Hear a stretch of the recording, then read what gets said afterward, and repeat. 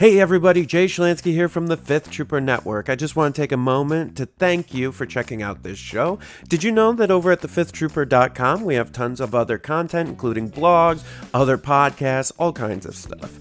In addition, if you want access to exclusive content, you can join us on patreon.com/thefifthtrooper and join at any level and you'll get access to exclusive blog articles, access to our private Discord, and much more. So please check us out, and thank you so much for all your support. Welcome to the Notorious Scoundrels, a Star Wars Legion podcast bringing you the latest news, general perspective, and competitive discussion. Hello and welcome back to the Notorious Scoundrels podcast. I'm Kyle. I'm here with Mike and Evan. What's up, gentlemen? Hey. How we doing? Not much. I'm good. Did you guys have fun without me last week? You know, we did. I think we did. I think we did have fun. We went a little off the rails. I think I talked for like 45 minutes about Wookiees, but it was probably fine. I will say it was almost 2 hours. Wow. So it was definitely Dad wasn't here to expeditiously get us off when it's bedtime, so we just kept going. But yeah. We even Awesome. ranked the battle forces before we knew about the points change, and I still, spoiler alert, I still think we were actually pretty much right, and we didn't have to change anything. Yeah, I think a couple of things. We'll talk about it. Yeah. All right, let's talk about it, because we do in fact have points changes to talk about. They dropped kind of a surprise points change on us. I think it was like Monday, maybe, they announced, oh, by the way, we're going to have a stream on Wednesday to talk about the points updates. And then on Wednesday, they were like, here's the points updates. They're all legal and live immediately. Yeah. It's like, oh, okay, great. This is great. I think a couple episodes ago, we highlighted the issues with balance currently and speculated on what route they would take, whether they were going to be clear, it was the Friday before this announcement. Was it really? I just want to be very clear about that. The Friday before the Monday that article was like, hey, we're going to talk to you Wednesday. Okay, great. Well, then the timing was impeccable. Yeah. Basically, we were like, okay, they basically have two options. Just wait and let this thing continue until they do the rest of the updates in April, or I guess now we know it's April. Previously, I don't know that we had a firm date, just sometime in 2025, or, they could do like an interim points update, and they're doing the interim points update, which is great. So, and perhaps the most important piece of that is that they did say that we can have the expectation that they will be having points update seminars every 6 months. I believe they said November and I want to say May, but I could have that back, like the date, the second month a little wrong there. But they said that they will be having basically a press conference about points updates and balance of the game, even if that update is, hey, nothing's wrong, we're not changing anything. Yeah, so they're going to basically address the issue of points every 6 months, or address the issue of balance via points every 6 months, even if that means that there's not changes. They're still going to actually look at it and be like, do we need to make changes? That was what they communicated, which is great. I think everybody's been asking for that. Absolutely. The like 18 to 24 month timeline for balance updates previously was just like, that was a dark timeline. Yeah, very dark timeline. So I appreciate them hearing, I think, the competitive community on that front, because that's a big deal. Yeah, it's a change of tune from them, because they, for a long time, like maybe since the inception of Legion at AMG, they said, we'll make adjustments when we need to. We're not going to put ourselves on a schedule. But whereas I think this makes more sense to say, we're going to put ourselves on a schedule, but we're not necessarily guaranteeing that there's going to be adjustments every time. But now people know what to expect. Yeah, there's definitely there's transparency in a timeline. It's effectively a roadmap to some degree, right? Like we have a there's no, oh my God, are they going to actually fix this? Like, there's a point in time where we can be like, okay, that's when they're going to tell us if what's happening, as opposed to us just kind of like wandering through the dark. So Yeah, it's great. I think this is an awesome policy on their part to start doing this. So, and as we can see from this one, I mean, there were not a lot in this one. It seems like their approach is going to be kind of in line with their previously stated balance philosophy of kind of cutting the tallest weeds, so to speak, where they're just kind of looking to try and nerf the things that are the most obvious problems rather than taking like a full comprehensive look at everything and trying to make everything good. yeah, they definitely stated that like they're not looking to tweak things that are like super underperforming up really for the most part. They did that. I mean, I don't know. They said that and then they like a couple of these points changes. I'm like, but why? Yeah. Like if you're not doing that, like why did these change at all? But um yeah, I think that was their stated frame of reference was that they were not going to be doing that. They also told us that we would, to the extent that there are updates remaining from the 2.6 unit card pass, we'll be getting the rest of those in April of next year. And they kind of implied that maybe the previous figure of like you guys have, half of the updates that we're doing might be a little bit of a not under.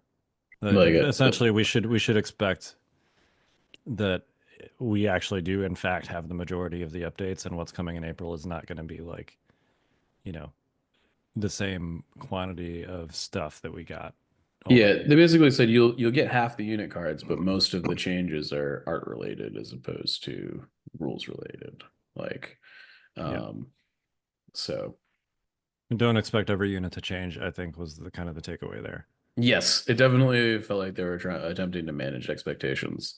Um, this whole thing feels like they're trying to manage expectations, but between the points and kind of drawing back on that language, I think is be like, hey, let's slow down a little bit. Yeah, there were a lot of people that were dreaming about, okay, what is a Pathfinder's unit without Bistan going Right. to, going to look like after we get a brand new unit card, maybe one that can take random rebel heavies or whatever. I was certainly like dreaming big about what kind of stuff could happen there, and now I don't know. It's a little bit open to interpretation. They didn't shut the door or anything per se, but I am wondering about how many units are just going to get an art change when we all think that they need a lot more than that. They did say, I think, that most unique named characters were going to get some kind of redesign, except for Operative Luke, basically.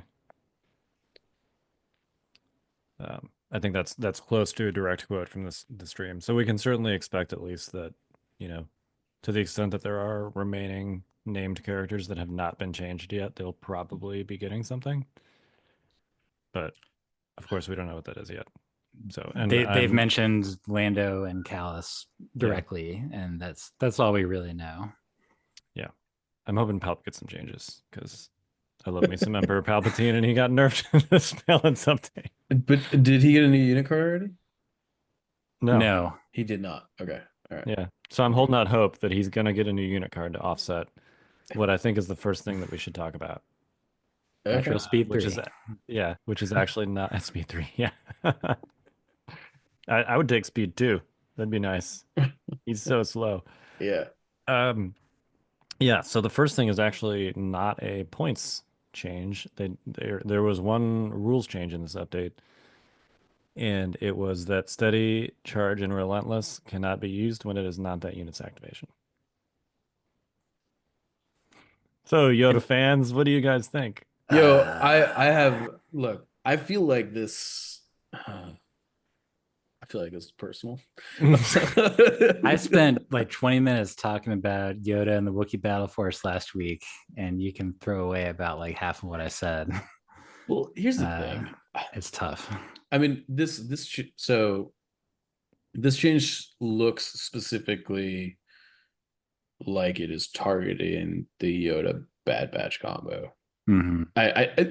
That's the only thing that really makes sense here. That's what showed up in tournament results over and over and over again was like Yoda Bad Batch. Yeah, I mean, I don't think it's like. I'm not even convinced it's as good as. Yeah, but I anyway. mean, this sort of felt like they're like, okay, we're gonna nerf Republic, and we also have to like nerf this because once Republic's nerfed, this is what everybody's gonna be doing all of a sudden. But I think more importantly, this puts Yoda 6 feet underground, because he's not worth anything with this points with this rules change. Like he's literally like. You think he's that dead? I feel like yes, he's lying on the ground. Like no. Maybe he's like a little bit stuporous. 150% dead. He is maybe worth 130 points with it. I mean, he's not worth his points now before this change happened. And now he's garbage. I don't take him. It's really bad. Is really, you got a 10-point really cut, Mike. Yeah, I mean, he's the same cost as Anakin Skywalker. I mean, like, no. I'll say this is that even though it takes away the guidance thing, which is huge, so don't get me wrong, is that in the Wookiee list specifically, he still gives the Wookiee warriors something to do on the way in by giving them, like with battle meditation, he gives 2 of them face up orders so that, because they want to move up into melee range, but they also want to shoot people. And so when they have Yoda's 2-pip, they can still do both like during their own activation. Sure. So it's not nothing. I do think that like for the non-Wookiee list is that it really was all about using Bad Batch and full arcs in to really like abuse the whole guidance thing. And his now 2-pip doesn't even really like work in that respect anymore, which is and he's honestly he's just not fast enough really on his own to like I have not taken him in a new Legion. I took him a couple times without Rex, and then I was like, I can't do this. He's just bad if he doesn't have Scout 2, because you can't use guidance and get him where he needs to be. Like that's just not a thing. Now guidance is, I mean, like guidance was already nerfed pretty heavily into this new game mode because there's basically no objective actions, which is like the 2 good things you could do with guidance were take an objective action or get trigger charge steady and or relentless. Right now you can do neither of those things. To boot, the like 3rd best thing you could do with guidance was like quick thinking Padme, so that you would give all your guys extra tokens. You can't even do that anymore because Padme doesn't have exemplar. Like there's just I don't know. The 4th best thing you could do with guidance was a surprise move to set up an unexpected fire support, which you also cannot do anymore. You also like all of the really cool things that guidance enabled have literally been ripped from the game, and they're like, here, have free 10 points on this speed 1 unit that basically doesn't do anything anymore. This feels to me like they made this change without truly understanding the ramifications. There are additional ramifications beyond like putting like maybe the coolest unit in the game underground, but and it should be said that in the cast, like their stated reason for doing this was actually not balanced per se. I think they maybe acknowledged the fact that it was like doing well sometimes, but their stated reason for it was rules clarity, which was that that new players were having trouble with basically the move versus move action distinction with regards to what triggers the move attack and what does not. So like the like a lot of players will go through the like looking at Leia's 2-pip and going like, okay, well, I can do a charge off of that with my tauntauns. Like, well, no, because of this thing. But I'll say that for me, and probably for most people, is that it took that being explained to you maybe like a couple times and then you got it. It didn't seem like it was a severe thing that we needed to change the game for. I also like, that's kind of on them. They muddied the waters there. Well, that was FFG's distinction. Like they inherited that one, like the move versus move action thing, for what it's worth. Sure, that's fair. But I feel like it got additionally muddied when, like, oh, all of a sudden, like, scout moves are now triggering agile and tactical and everything. Like it just got re-muddied with this addition, and not like all of the things that weren't those things before now are, right? And like it continues to get, I guess, murkier from like a new player perspective. Yeah, I mean, the cleanest way to fix this, and lots of other miniatures games do this, would be to actually name them different things, which there are many opportunities. There's lots of synonyms or things that are kind of adjacent to moving. Yeah. As far as nomenclature is concerned, right? You have a dash action, and you have an advance, you have a move. They've got moves and dashes in Shatterpoint, and I think MCP. I'm not sure if it's called the dash in MCP or not. MCP has advances and pushes, and then places, and that they're all different ways to like move characters around. But like it's they could have named them different things. You're right. I mean, certainly that could be kind of annoying, in that maybe you'd have to go back and change the language on a bunch of command cards or something. I don't think there's that many command cards that actually give you a free move, but there's actually a higher number than you'd think that are affected by this change. Yeah. Like off the cuff, deploy the garrison, hello there, Jin's 1-pip, Luke's 1-pip. There's just, you're talking about the steady charge relentless thing, not necessarily free moves, right? All of those things like give you free moves that trigger steady charge and relentless. You're forgetting about Commander Cody's famous 3-pip, Mike, where you can spend observation tokens to move trooper units. God, that card just makes me mad. I hope they rework Commander Cody. If you're listening, AMG, please. I actually think that card is a lot better in the new edition, but Cody's just been overshadowed by everything else going on in Republic that it's not worth trying. But I do think it is worth saying that, like, you mentioned that not just Yoda was affected by this, but like anybody else who can grant actions to others, like Palpatine's a big one. Where's Palpatine's point cut? I want a 10-point cut on Palpatine. But also anybody who had command cards that give standby tokens out, because even though this rules change didn't directly affect the standby token, is that it was a big way to get around the nerf to standby that happened with 2.6, to where you could now only spend it to either move or attack the character that triggered it, or the unit that triggered the standby. Is that a way you could get around that was through like Vader having relentless, or through a character having steady, because then you're triggering the move and then the move is triggering the attack. It's like, that's not a thing anymore.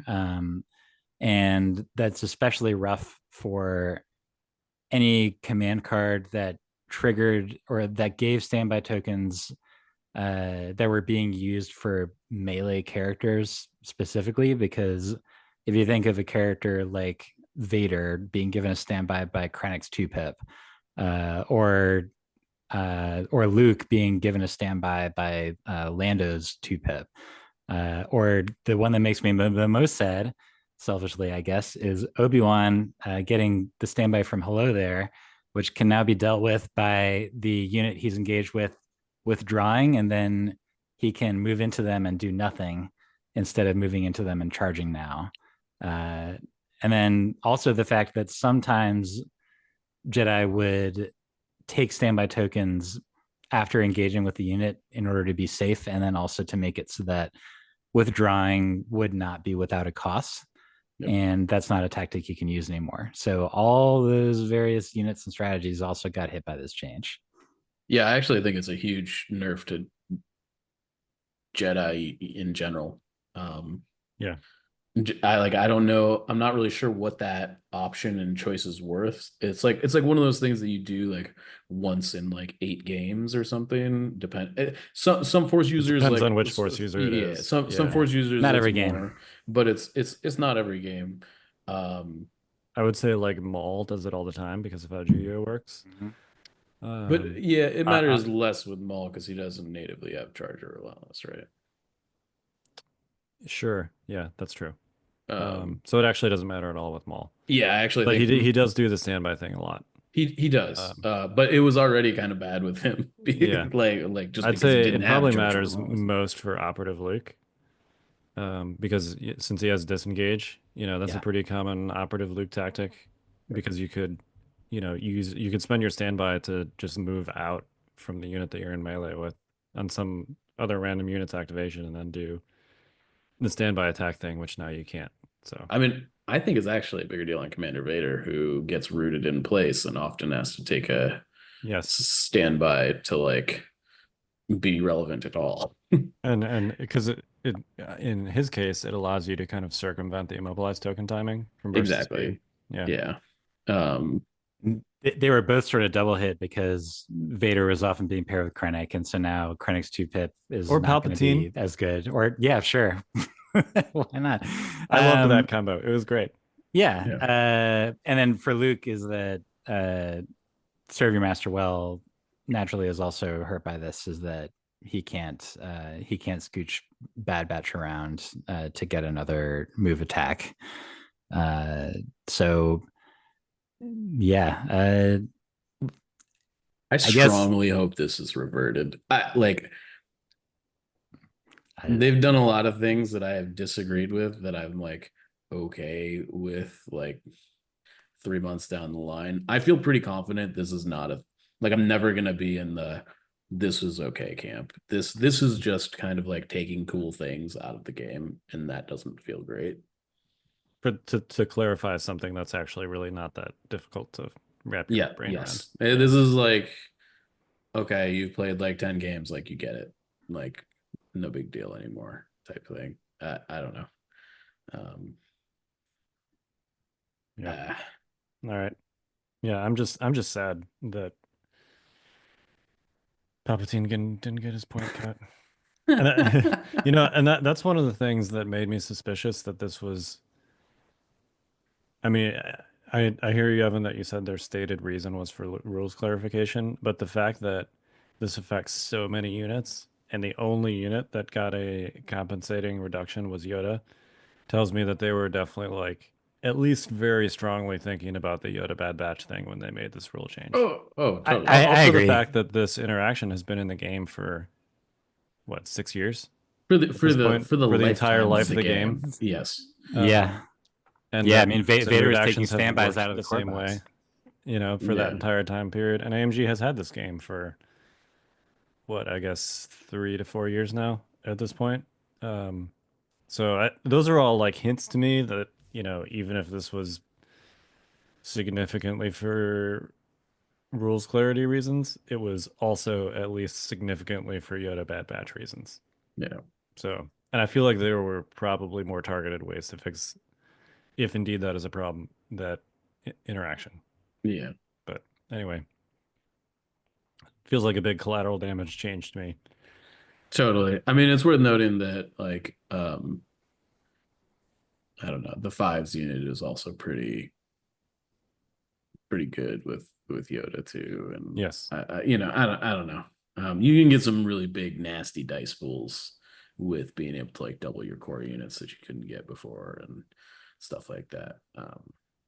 But sure. Yeah. My point is, this feels very much like a guidance thing. Yeah. Like a guidance targeted thing, whereas this actually affects a lot of things besides guidance. So anyway, yeah, points changes. Should we just talk about Republic first, or should we like save them for last? That's the elephant in the room. Yeah. Let's talk about Republic. Maybe still is. Yeah, right. I guess we'll get there. So there were kind of three legs to the silly Republic list stool, if you will. Those were Anakin, Arcs, and Clone Commandos primarily. Yep. All three of those units got points bumps. So we can talk about each of them individually. But it's definitely important to note too that outside of the Republic changes, there were really not that many points changes at all in this update. So this is definitely a primarily Nerf Republic balance update, which I'm fine with for the record. Yep. I think that was clearly needed based on what we talked about previously. Me too. But yeah, Anakin plus 15 to 170. Thoughts? Not enough. So I just thought of this, is that I think that we can, like, you can think of this in like the Goldilocks way, is that one of these changes was too cold, one of them was too hot, and one of them was just right. Okay. This is my too cold. So I agree with Mike. 15 points does not represent how much he was like the most efficient Jedi for the cost. He is still the most efficient Jedi for the cost. I mean, I would just like to ask the question to the group. Is he not just the best Jedi in the game? Just objectively? Like let's say that all Jedi cost the same amount of points. Which one would you take? Dooku's pretty good. I think that's more of a conversation, but I think it's probably still Anakin. That's sort of what I mean. Like, he's faster than Vader. He does roughly the same amount of damage. His command cards are like, I would say probably on par with Vader, maybe better. I mean, he doesn't have 6, which is relevant. But 6 like, cards is also less relevant than it used to be. It is, that's true. And Vader also has some like garbage cards that you don't play very often. Anakin's cards are all relevant. They're all very good. I don't know. If there is a Jedi in this game that should cost 200 points, it's Anakin. I think. I do think that with like the direct and Makashi and natural surge to block, is that Dooku is giving Vader and Anakin a run for the money. So like Anakin may in fact like still be the best, but I don't think it's like a super obvious thing. But what I will say is that it's super obvious that 170 is still not enough. Sure. I guess the fact that, because Dooku's like 200 base, right, or 190. Yeah, I think it's 190. Yeah. And I want to be clear, 170. Dooku does not have Charge or Relentless natively on his unit card. That's true. Just so we're very clear here. Like, Dooku also doesn't get free attacks when his friends die. That's what I mean. Hang on. Dooku is 165. Actually, Dooku's 165. Wow. Oh, okay. I forgot how much he came down. Yeah. So that's my mistake. I haven't played a lot of Separatists, to be honest. But he's also, you're also surrounding him with the shell of droids, which is not nearly as good as a shell of clones. So yeah, that's probably true too. But I do think, Anakin's just, I don't know. This seems too cheap to me. I think we can go over the list that I'm gonna start running immediately after this points change and see if after we go through everything. But I don't know. All right, Clone Commandos plus 15 to 90. Delta Squad also goes up here 5. Yeah, Delta Squad went up by 5 to 105. So the points difference between those two now is only 15 instead of 25. This is my too hot. It's not. It's like too hot by 5 points. Yeah, I'm not sure. Part of me is like, this is too much. The other part of me is I'm still putting them in the list that I haven't played yet, but they're still in the list. There's not 3 of them, but they are still there. So I don't know.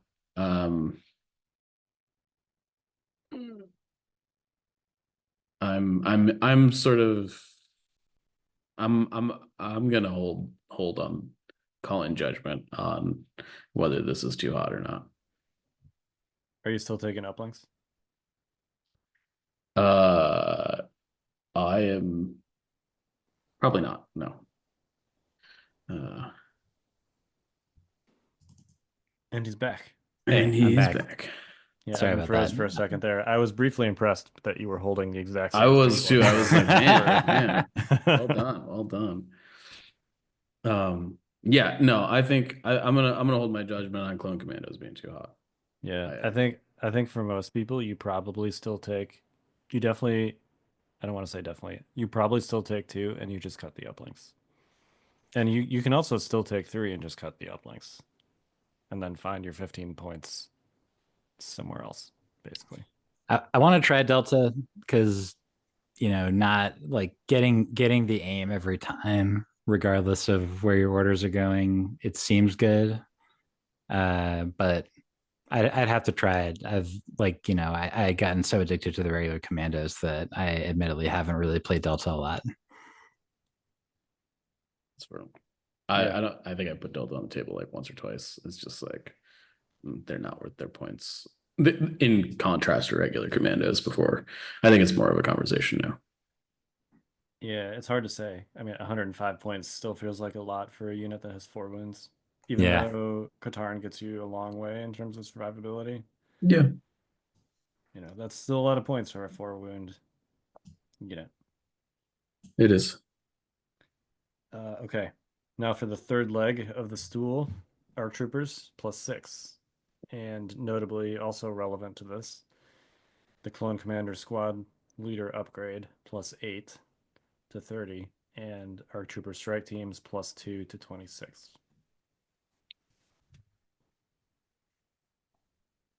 Yeah, I mean this feels like the arc with Commander feels about right to me now. At 94. Yeah. Yeah, I'm not sure the strike team needed to take another bullet. It was already very expensive. I get that they were being run in the in some of the higher profile lists, but I think that was more just because the full arc units were so cheap that you could fit all the strike teams in there with them. As I don't know. I think that was way less about the strike teams and way more about how cheap the full arcs were. I think now that full arcs are 94 points, the strike team price was definitely fine. Do you have to take the Clone Commander? No, I mean 64 points for a 4 model unit that throws 8 black dice and has Scout, which has increased in relative value, by the way. That still seems pretty reasonable to me. I know reliable is a big deal. Obviously, the extra body is a big deal, but I think the naked unit is still worth it in the right kind of list. I think that it may be worth thinking about lists that flex aggressive tactics a little bit more so that you can have the naked ones so that they will have access to surge tokens more often. But those probably aren't Anakin lists, so then it's sort of like you could be sarcastic and say, what are you doing? But yeah, I think the naked unit feels fine. I think that the commander unit feels fine. Maybe the strike team is overpriced. We'll see. It sure still is a heck of an alpha that you can put together if you have 3 or 4 of those strike teams, and by their nature, they're always going to have a full arc unit that you can send out in front of them, and then they'll have moved probably at least twice, which means that all those strike teams will have their scout aim and then their move aim and then an aim for sharing, and putting all that together in turn 1 is a lot. It means you have pretty reliable 2 Pierce 1 into crappy light cover, and you're taking out a unit or 2 if you're shooting into regular core. That's still pretty darn good. That's fair. And we'll just have to see if sort of piling all those strike teams in how it was before. It was ridiculous before, but I think that there's a chance that it changed from ridiculous to merely extremely good. Yeah, I do think I'm a little bit concerned that just taking like the full arc unit with the sniper, it already felt too expensive before, and now it feels way more. I don't That know. is true. It's a weird. They're in a weird spot. Weirdly, the actual heavy weapon is mostly for the strike team and not for the full unit. So it is a strange situation. Now that's gonna change when ARF troopers come out, and instead of a sniper rifle, you're talking about putting like a miniature baby Jedi in that list. Is that I'm looking forward to ARCs being busted all over again once we can start doing that. Yeah, I mean, we'll see. We'll see. They might just be riot control squad. That's true. Yeah, maybe it's like the security droid upgrade, and it's like, oh, one red dice One red with dice. 30 points. Yeah, Yay. You know. yeah. I'm gonna hold judgment there, but yeah, I think the ARC Trooper unit it's a weird unit that's trying to do like three different things, and I don't know. I think the sniper's too expensive on the base unit. I think it's fine in the strike team.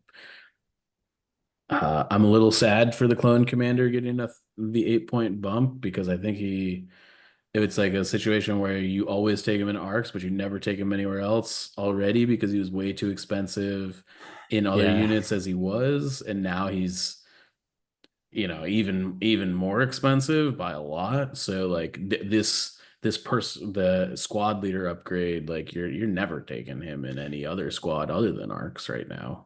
Yeah, it might be rough because I'll bet that once we get the unit card for the clone marksman, which folks don't know, is that right now clones only have one core unit, but that's part of that is because there's about to be like a brand new clone unit called clone marksman where they're going to be longer range guns. This is why they didn't bring the DC-15 miniature forward yet. But I bet that doesn't have reliable as a base keyword, which would mean that you probably would have been motivated to put clone commanders in it before, and now maybe it's not going to feel as good. And so, like, my worry is that functionally we're going to be in a place where clone infantry are still like the only core that people take because we do need those search tokens.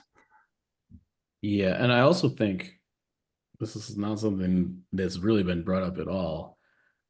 I think the clone captain, which is the same points cost as the clone commander used to be, um, might actually just be the answer here for arcs. They can still take it. It's still 22 points. I mean, like the surge token was great, but like you're paying 22 points for extra 2 black dice here, and now you have defend, which obviously is not as good as reliable, but like it's still something. I've been looking at lists that have like one naked, two, or like either one naked, one commander, and two captains, or something like if you take points away from elsewhere, you can have two commanders, two captains, because you do get diminishing returns because defend like starts to get less and less good the more units you have because you're not going to be able to give out that many orders. But on a couple units, I do think it's really solid and it's going to be worth thinking about a lot more now than it was before. Yeah. I think that there's a lesson here. And that lesson is that every personnel upgrade or or any upgrade that is like this in the future needs to have a like a sidearm, or what's the rule that is like you can only use the profile on this weapon Yeah, or it's on this sidearm. sidearm. Yes, I think Yeah. everything, because we just need to future proof it if this is how the game's going to be built, because the issue here is not really wasn't the ARC troopers. It really wasn't the clone commander. It was the fact that the clone commander scaled based on the weapon profile of the unit that you put him in is the fundamental issue. Because if that clone commander is only throwing 1 black die as opposed to 2, it's a little bit of a different story, right? Yep. True. Um, And so I don't know. I think moving forward, like if I'm AMG, I'm just like I'm pasting sidearm on every personnel upgrade ever. And it makes way more sense with the cover changes too, frankly. And it still wasn't enough to save the poor Viper droid. Yeah. Was that like personally targeted as me? Was anyone using Viper droids I except have me? no idea, Kyle. I mean we could like I was like there was some like units in this points update that definitely should have been about like Republic, like that just caught some strays. Like yeah. I guess Yeah. I guess we could finish up talking about Republic, because there was only one other Republic change that we haven't covered yet, right? Which is the venerable uh Bark Gunner. There's Points one more decrease. other than that, but Oh, yeah. okay. What was the Well, other we one? already kind of talked about Yoda. Oh, the No, clone. I Yeah. was actually gonna the Oh, the medic went medic. up in Yeah, the Oh medic. yeah, that's right. yeah, which Yeah. also like not sure that needed to happen, but whatever. Yeah, medic went up by 3 to 20. It seemed like, you know what, let's hit all these at the same time because I'm sensing a theme here. So the clone medic went up by 3. Mhm.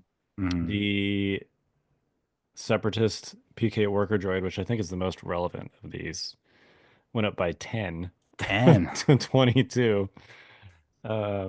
The rebel medical droid for some reason went up by 2 to 20. A unit a unit that nobody was taking anyway. Nope.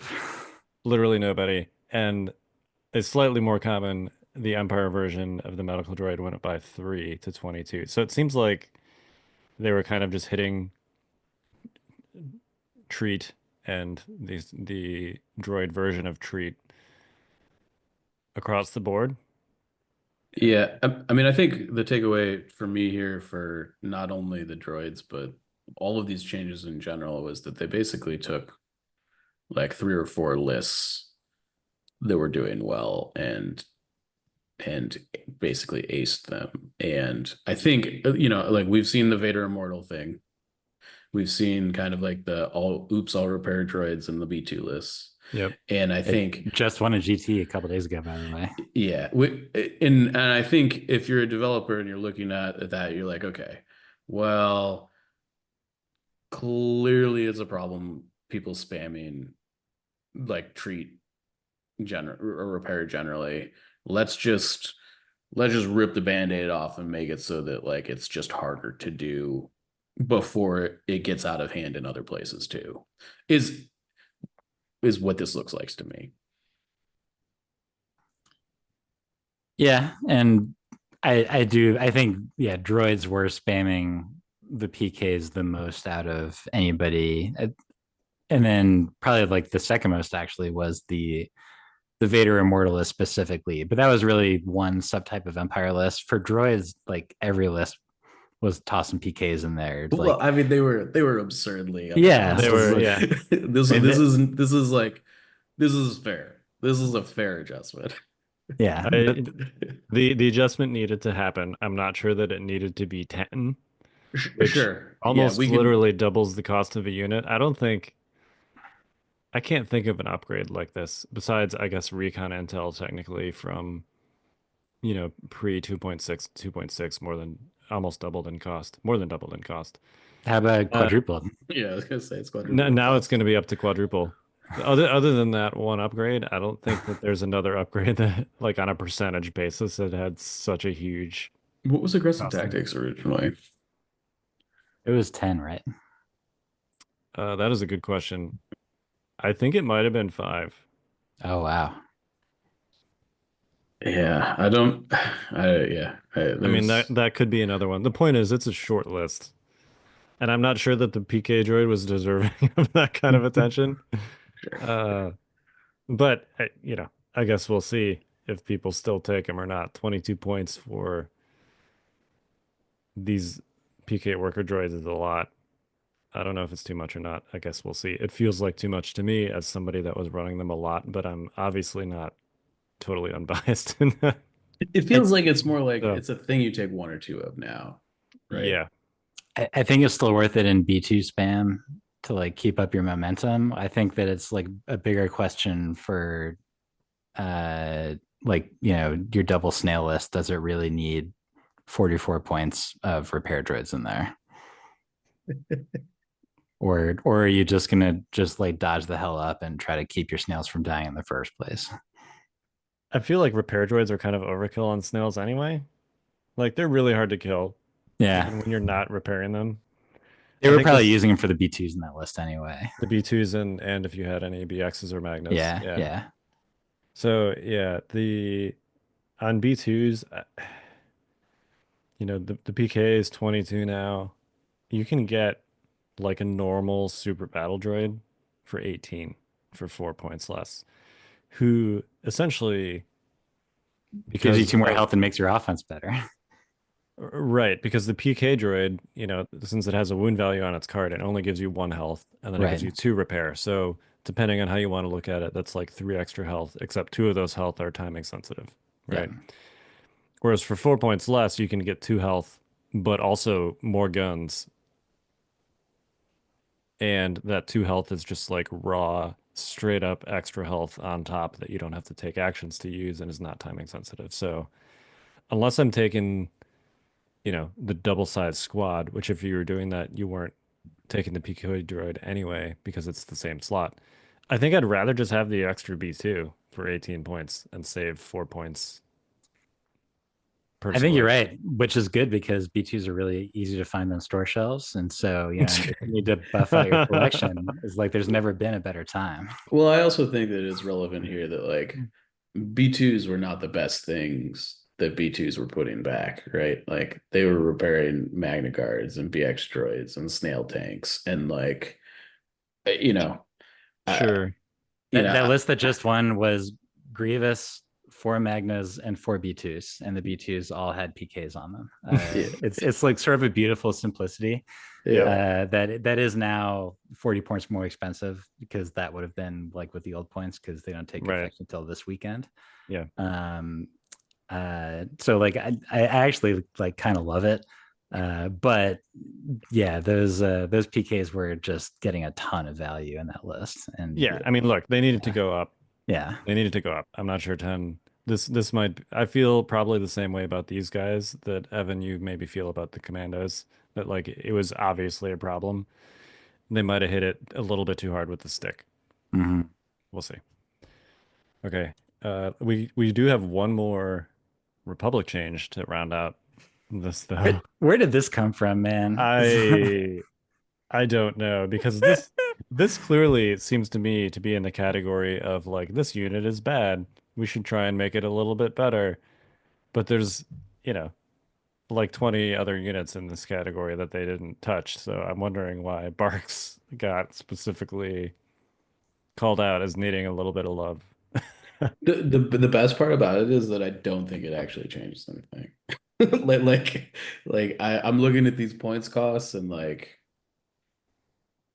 the naked bark I think is still better than all of these taking the sidecar in like any situation. The fact that they reduce the Bark speed is a very significant drawback. Sure. I mean, yes, yeah, it's too slow and therefore it can't like go between points, and it also can't run away when you want to. It's got cover one, like all the other badness that speeders have. The speed 2 kills it to me. Like I'm still just not interested. yeah. Well, the park's never been about killing things. And it continues to not be that way because none of the upgrades are good enough to make it about killing things. Yeah. The bark has always been about putting it where you need it to be as a cheap, efficient unit. It is still that. It will always be that. I think it's probably the best speeder in the game, maybe. We could go all day about this, man. Sorry. Look, I'll give you. I'm not going to have the Firecraft argument, but I think it's the best speeder bike. Yeah. Some would say it's the only worthwhile speeder bike in the game outside of maybe like a Blizzard Force list specifically. Even then, I don't know. Yeah. What I will say is that it boggles my mind that a bark speeder is 65 points, and how much is a speeder bike squad? Is it like 80? I think it's 80. I will say I think swoops still have a place. But I think like the naked bark and the swoop are like the speeders that you can make an argument, like the regular speeder bikes that you can make an argument to have in a list. Sure. Aside from the Blizzard Force, which we talked about last time, maybe you should be doing E-Webs anyway. Yeah.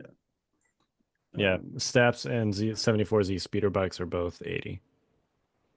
Stabs 80. Oh, yeah, it's embarrassing. It's terrible. It's terrible. The bark is faster than both of those units because its base is bigger. Yeah.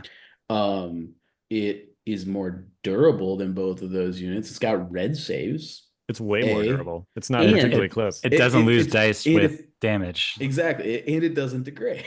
Yeah. So it's just like, I mean, I don't know. Also true to Fluttercraft, by the way. Yeah. I think we can agree, Evan, that the best speeder is a Republic unit. Yeah, obviously. But yeah, they're not going to see any more play. I think that it's just funny that, like, are they ever going to acknowledge the hashtag the truth about both Padme and R2? That they're hot garbage in their current iteration, that they're a complete waste of time. Like, how long is it going to take? I mean, this adjustment I don't think was targeted at making things better for the most part. The bark just honestly, this felt like, hey, Republic, we're nerfing you a bunch, so here, have this piece of candy. That means nothing, but here you go. Yeah. Look, we didn't do all increases to Republic units here. There you go. Okay. All right. The other change to Separatists was the Viper Recon droid +3 to 9. Again, was anybody doing this except me? I don't think so. Did you have one on the list you played at Nova? No, I didn't. Okay. I just talked about them a lot, and I used them in my B2s when I played experimental droids before that. I think it was the second favorite personnel aside from PKs and B2s. Like I saw a couple more lists that had it. But I understand if you need to take it personally. I feel like I do, because I loved these guys in B2s. I thought it was great. They're so cute. Look at them. They're so tiny. They've got their little tentacles. They're just flying along, and trying to observe stuff. For the fans of Jank, they were also very fun in Rad Cannon B1 units. Yes. Like if you're just like having a very fun, like, I'm gonna put poison tokens on you, is that they're great with that. And now, even that lowly unit is more expensive. It's kind of sad. Let me put it this way. They got more of an increase than our strike teams did. Whoa. Now. All right. Anyway, look, I don't really care that much because whatever, they're Viper Recon droids, but it just seems funny in context of all this other stuff. Like it's clear that they, based on the quantity of changes here, there were not a lot of changes. So the fact that Viper Recon droids got singled out along with an update that included nerfs to Anakin commandos and ARGs. Yeah, right. Exactly. Like, what? All right. Anyway, Empire, we already talked about the FX9 medical droid at +3. And then Rebels, there was, besides the medical droid increase, there was a change to Jedi Luke. You got -10 down to 165. Which I guess this was because they said that he wasn't gonna get any updates on his unit card. This feels like another weird kind of in the same place as the Bark, where like I can think of. Don't get me wrong, I feel like this is fine and necessary. I think Operative Luke. I would have loved to see a rework where he gets some more dice and he gets like another training slot, because he just doesn't hit that hard unless you give him tenacity. And if you give him tenacity, you can't give him into the fray. Yeah. So I would have loved to see that 10 points is not nothing, I guess. But there's like 10 more Rebel units that I could think of that I would have loved to see get cuts besides Jedi Luke that didn't get anything. There are like 10 more Rebel characters ahead of Luke in the queue for sure. Yeah. I mean, hopefully what this means is all of those characters at least are getting new cards, so they just didn't feel like they wanted to give them a points cut in advance of that. But there are lots of Rebel units, like Pathfinders, that are probably not going to get a new reworked unit card. Look, I don't know if I think Pathfinders are fine. Just to be very clear. Yeah, I'm just plucking like a cliche bad Rebel unit, and the Pathfinders have been that for a while. So I don't know if they're that in 2.6. But anyway, the point is there are lots of Rebel units that probably are not going to get updated in the April update. That definitely could use a cut more than Luke could use a cut. Let's put it that way. Because Rebels have a lot of bad units. Yeah, I do think that Rebels are.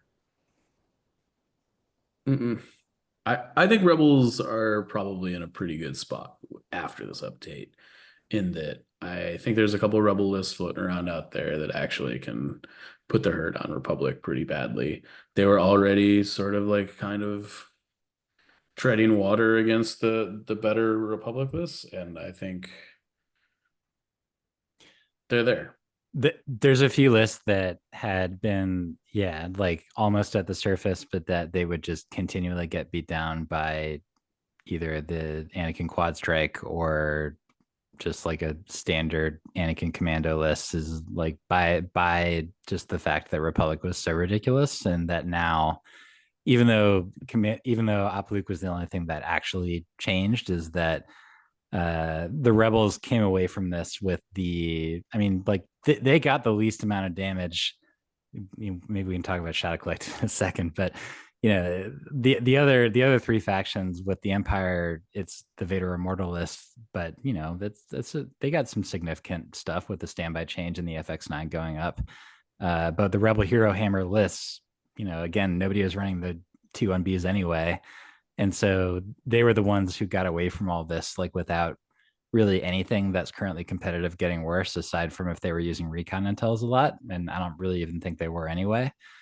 I think that those lists that were getting, second, third, fourth place and then losing to some 501st craziness, is that like they have a chance now.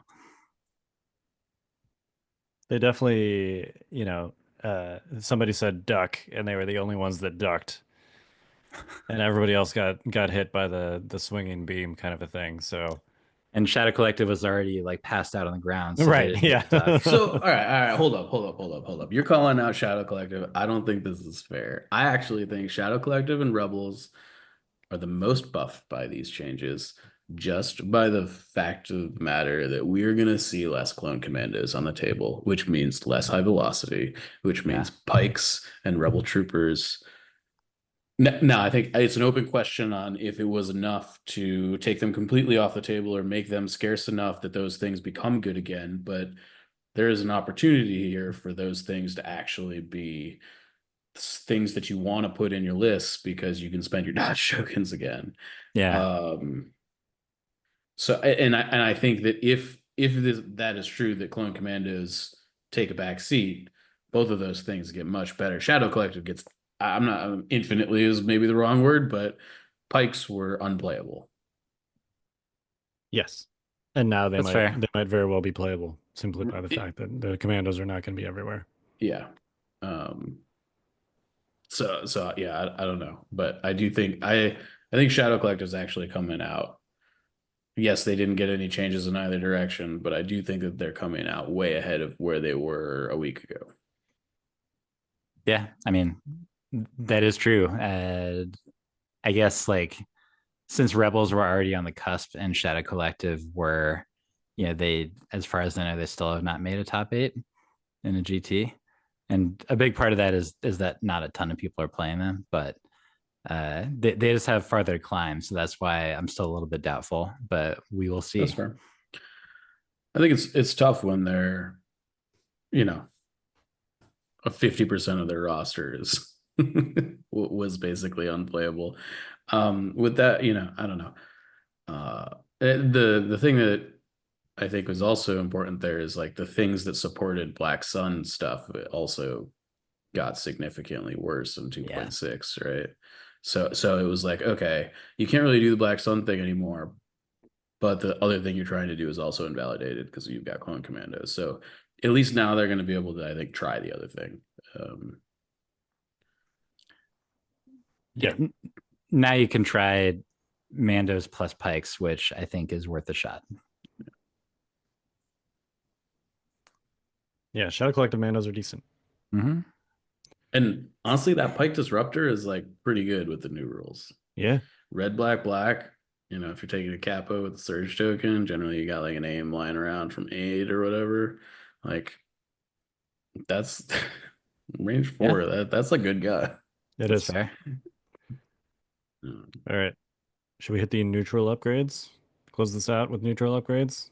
I feel like we can. I feel like they're not really neutral. One of them is a neutral upgrade and the other ones are not, but sure. Yeah. So why don't we start with the less salacious? Salacious is the wrong word. Less sensational of these changes. The attack and defense protocols, which officially are neutral upgrades, but of course there are no vehicles with programming slots that exist anywhere except on separatist vehicles. So yeah, the attack and defense protocols both went up by +3. I think engagement protocols went down too. Did it? Okay. Yeah. Yeah, it used to be 5, now it's 3. So that one also went down. So to be fair, it is relevant to IG-11 also.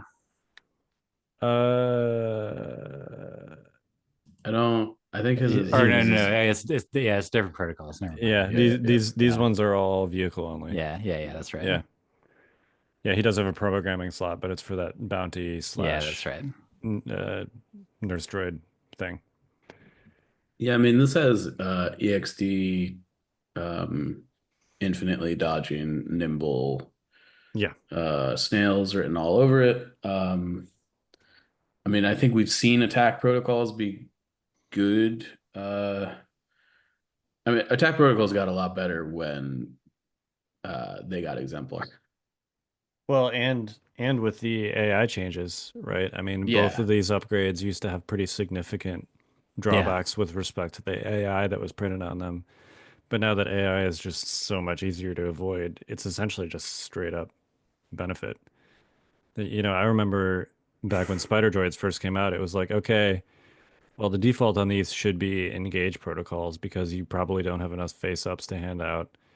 And the AI drawbacks on these other two, like if this happens once, potentially that could be super bad. So you should probably just take engage protocols to be safe. And if you really, really want the benefit of attack and defense protocols, you got to build your list around taking advantage of it. And now with 2.6, it's just like, oh, well, the AI thing of these is whatever. So I might as well just take the protocol that gives me free rerolls or outmaneuver. I don't even really understand why engagement protocols is even a card. Like like you gain AI attack and move. There's no other benefits. Yeah, like, and in 2.6, like there are no benefits to that card, in my opinion, anyway. I mean, the original purpose of it was because units that had the programmed slot did not have AI printed on their cards. So you were kind of deciding like which AI you wanted. Yeah. And engagement protocols had the most flexible / least bad AI. So that was kind of your default. Like, if I want to just make sure that my unit can do what it wants to, I'm going to take engagement protocols. And if I want a potential cost benefit situation, I'm going to take one of the other ones. And they just removed the cost. So this should just cost 0. Yeah. I think, like, I don't know why you have to pay for it at all. But just like, yeah.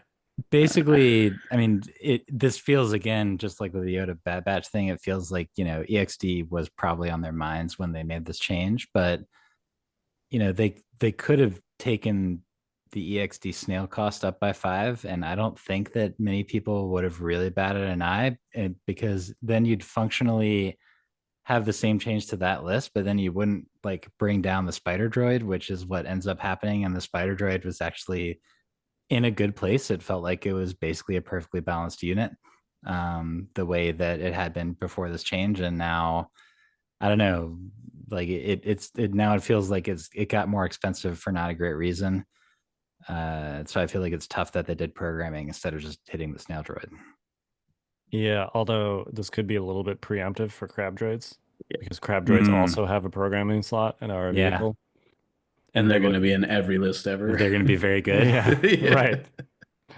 So I could see this being a little bit like, yes, snail tank, but also crab droids are coming out in a month. So,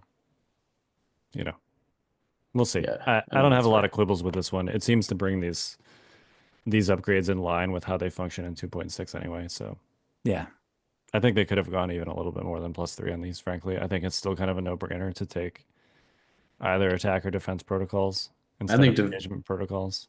Defense protocols, I think, probably should be more expensive. Like, I think the attack one's fine. Like, whatever. You get to reroll some extra dice.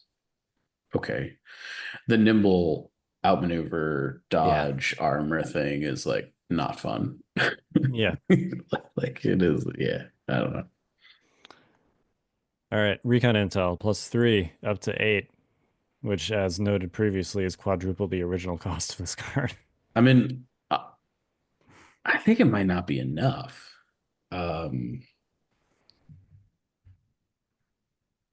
But I think this might be. Sky One's still really good. It is. It's very good, and like, I don't know. This one did make me sad because I feel like the competition to the meta lists were the ones that were taking recon intels most of all. And that like the really, the 501st list would have it on like the one core that they took, maybe sometimes. But I mean, not even every time, right? I think I generally only put it on like one of my guys. Yeah, the Wookiee list would be taking like 4 to 6 copies of these, so that's pretty tough. Rebel lists were putting, it made sense to put recon intel on Han and one on Commander Luke, because it's just like a really good card. And then Empire lists were often putting it on all of their core units, because it felt like it was necessary to like get them into the fight. But so it hurts those lists most of all. Like if you were taking 6 copies, then it's your list is now up 18 points. Or So it's tough. It feels like yes, they did. It's true, they undervalued Scout in general. But I guess it's just that the timing feels rough, because there were a couple lists that I was like excited about putting out that now I have to mess around with a little bit more, because I was like putting 4 copies of recon intel in there. Well, I think this speaks to, maybe, I don't want to call it an issue, but something that I see is sort of problematic about how the game now operates. Like, if you don't have a deployment keyword, you're in a bad spot as a unit. Like, if you don't have infiltrate, if you don't have prepared positions, if you don't have scout, if you don't have an option to do one of those things, like, you got to be really good. And this kind of like going to 8 does take it away from a lot of units, in a way that, like, I don't know. I am a little bit concerned that this is gonna,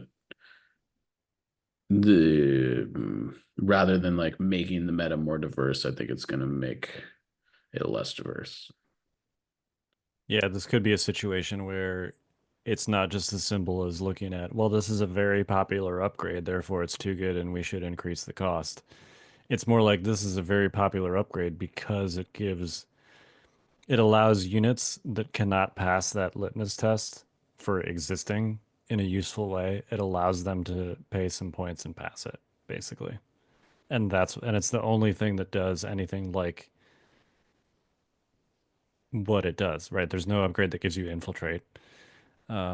So it's kind of like the old increased to tenacity, right? Tenacity was the I'm a melee unit and I want to hit things harder upgrade. Yeah. So of course it was taken a lot because every melee unit took it. It's the only upgrade that did that. And this feels a little bit similar to me, where it's like, yes, of course recon intel is taken a lot. It's the only way to get scout, which is basically required in the new edition. Yeah. So yeah, And I think the thing that bothers me about this change is that I don't like outside of arcs, all of the units that have scout did not increase in points cost. Like this was not a scout is we undervalued scout, therefore every unit with scout gets +3.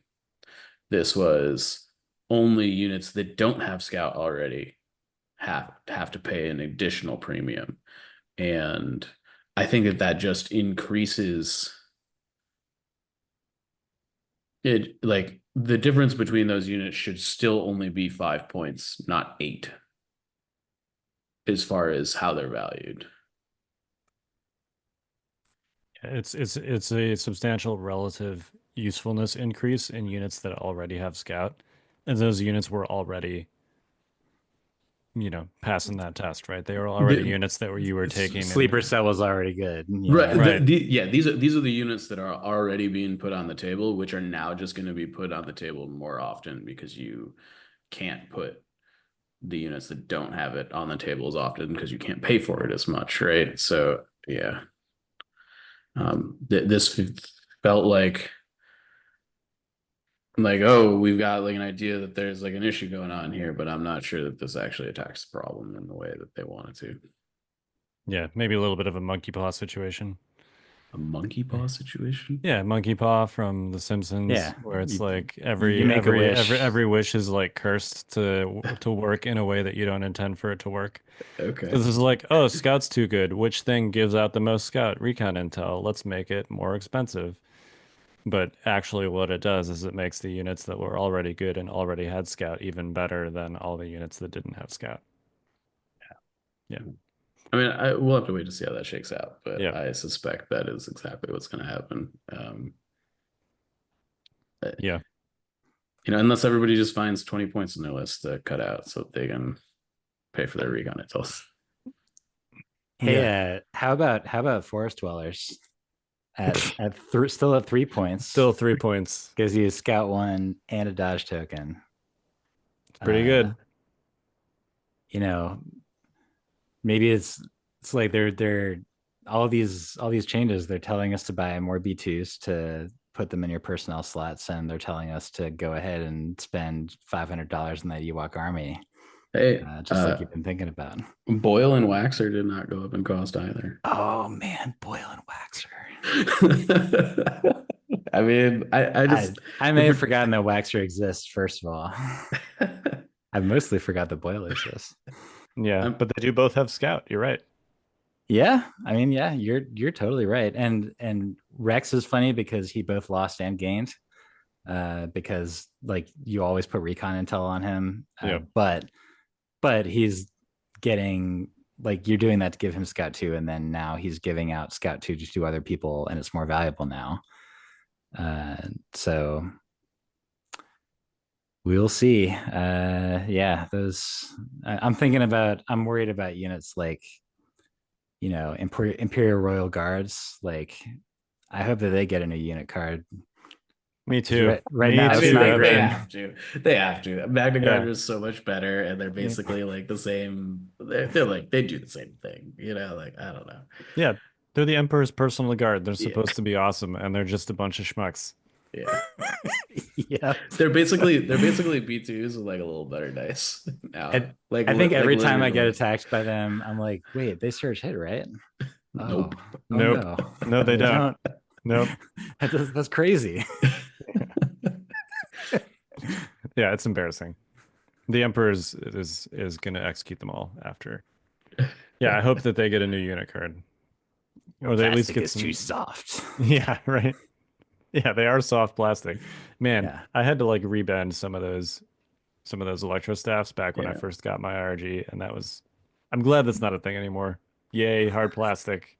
Yeah. All right. Anyway, any final thoughts?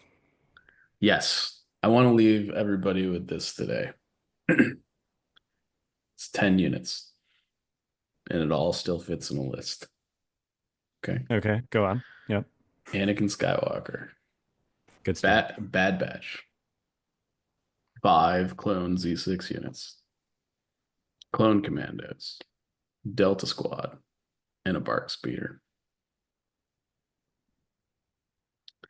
I don't think the problem is done. That sounds pretty good to me.